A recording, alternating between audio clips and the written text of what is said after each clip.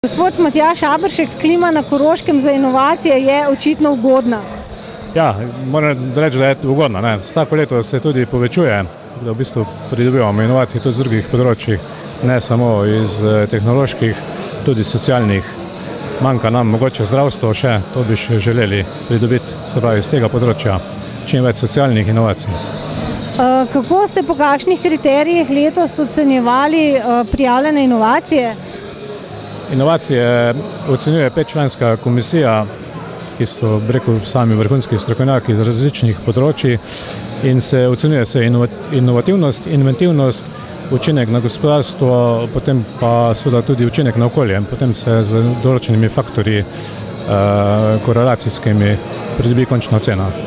Ja, naše podjetje Fonoterm d.o.o. je pridobilo danes 3 priznanja, od tega 2 zlata, na katera smo zelo ponosni.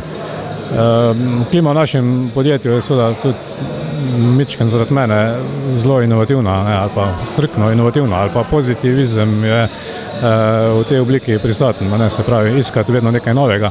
Se pravi, dobili smo priznanje za upihovalni stroj, ki ga uporabljamo za ogrevanje naših izolacij.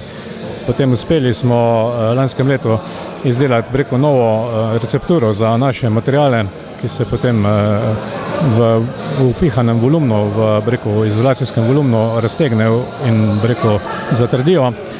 In seveda tretja je bila znižanje lastne cene proizvoda z dovajanjem aditivov v rezalno cono.